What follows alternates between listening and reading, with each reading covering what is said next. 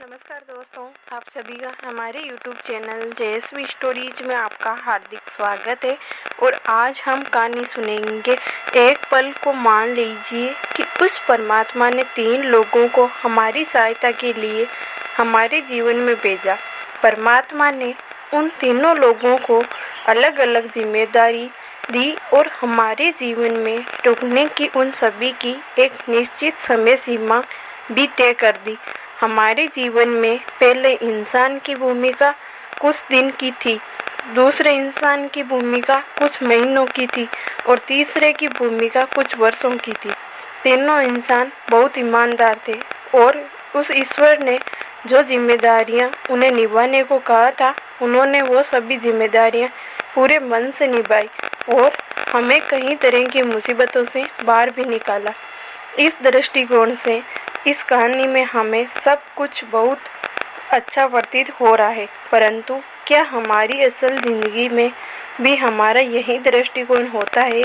क्या हम चीज़ों को इतने ही सरल तरीके से देखते हैं? जवाब नहीं है।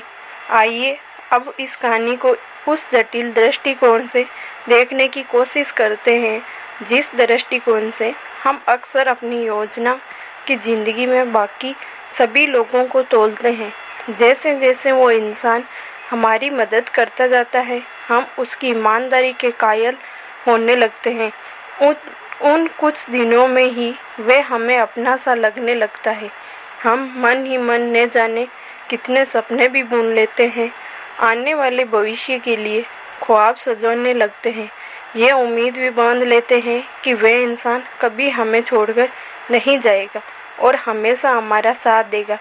परंतु उस ईश्वर के कथा अनुसार जब उसकी भूमिका हमारे जीवन में समाप्त हो जाती है तो उसे लौट कर जाना पड़ता है। अब यहाँ से कहानी बिल्कुल बदल जाती है। हमारा खुद पर कोई नियंत्रण नहीं रहता और हम गुस्से से पागल हो जाते हैं। हमारी हर उम्मीद, हमारा हर सपना बिखरने लगता है। वही इंसान जो कल तक हमें सही लगता था, आज वही हमें दुश्मन लगने लगता है। हालांकि उसने हमारे साथ कुछ भी गलत नहीं किया, बल्कि उसने हमेशा हमारा साथ ही दिया है। परंतु हम अपने गुस्से को जायज़ ठहराने के लिए उसे गलत भी ठहराने लगते हैं। बीच रास्ते छोड़कर जाने के लिए उस पर धोखेबाज होने का इल्ज़ाम लगाते हैं। ये होती है हमारी ज़िंदगी की पहली ठोकर। जबकि हम इस दुख से गुजर रहे होते हैं, उसी दौरान उस दूसरे इंसान का हमारी ज़िंदगी में प्रवेश होता है और एक बार फिर वही चक्कर दोबारा घूमने लगता है। फिर से वही उम्मीदें, फिर से वही सपने, परंतु इस बार हमारी उम्मीदें और ज़्यादा बढ़ गई जाती है, क्योंकि हम इस बार पिछली बार के मुकाबले कुछ कमज़ोर हैं। हमें लगने लगता है कि हमारे घाव धीरे धीरे भर रहे हैं और शायद हमारी तलाश अब ख़त्म हो गई है। परंतु हम इस बार का रत्ती भर भी एहसास नहीं होता कि हमारे जीवन में उसकी भूमिका भी एक निश्चित समय के लिए है। जब उस दूसरे इंसान का हमारी ज़िंदगी से जाने का वक्त आता है तो वहीं सारे दर्द, वहीं सारे जख्म फिर से उभर जाते हैं। इस बार हमारे दर्द का दायरा और ज़्यादा बढ़ जाता है और ये ख्याल भी मन से घर करने लगता है कि शायद पूरी दुनिया ही बहुत बुरी है। यह होती है हमारी ज़िंदगी की दूसरी ठोकर।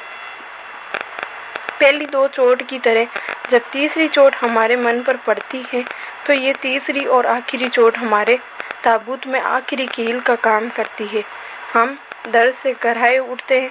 अब हर कोई दुश्मन सा दिखाई पड़ता है और हम इस दुनिया पर बुरा होने का ठप्पा लगा देते हैं। हमें इन तीनों से इतनी सारी शिकायतें तो तब है जबकि वो तीनों पूरी तरह ईमानदार थे और उन्होंने हमारे साथ कभी कुछ भी गलत नहीं किया। यहाँ ध्यान देने वाली बात यह है कि अगर उन तीनों इंसानों में कुछ बुराइयाँ भी होती, जैसी बुराइयाँ हम अपने आसपास के लोगों में ढूंढ लेते हैं और उनकी वो बुराइयाँ हमारे हाथ लग जाती है, तो हम उनके साथ और कितना बुरा बर्ताव करते हैं। अगर ऐसा होता तो हम शायद उन तीनों का जीना ही मुश्किल कर देते, उन्हें इतना अपमानित करते कि शायद वो तीनों खुद उनकी ही नज़रों में गिर जाते। यह होता है हमारा उनके साथ किया गया इंसाफ। खुद से कुछ सवाल, कोई क्या उन तीनों में से किसी ने भी हमारे साथ कुछ बुरा किया?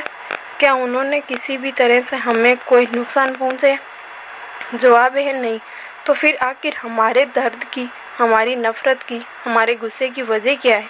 वजह साफ है, हमारी अपनी ही उम्मीदों पर किसी नियंत्रण का न होना और हमारे गलत दृष्टिकोण। हमारा खुद के प्रति इतना गहरा लगाव है और हम खुद के लिए इतने अधिक महत्वपूर्ण है कि हमें इसके आगे कुछ भी दिखाई नहीं पड़ता, फिर चाहे वह सामने वाले की कोई मजबूरी हो या ईश्वर का बनाया कोई नियम। कितना अजीब है ना कि हम किसी मंदिर, मस्जिद या गुरुद्वारे में खड़े होकर उस ईश्वर से धन दौलत, गाड़ी, बंगला, हमसे प्यार करने वाला कोई इंसान तो मांगते हैं, परंतु कभी भी एक अच्छा दृष्टिकोण नहीं मांगते। हमें इस बात का एहसास तक नहीं है कि अगर वो ईश्वर हमें वे सब कुछ दे भी दे, और शायद उसने पहले से भी दे भी रखा हो, एक सही दृष्टिकोण के बिना वे सब कुछ भी हमारे किसी काम का नहीं है। और ऐसी कहानियाँ सुनने के लिए हमारे यूट्यूब चैनल JSB स्टोरीज़ को लाइक एंड सब्सक्राइब ज़रूर करें एंड बेल आइकन बटन ज़रूर दबाएं, जिससे ऐसी कहानियाँ आप तक पहुँच सके। धन्यवाद।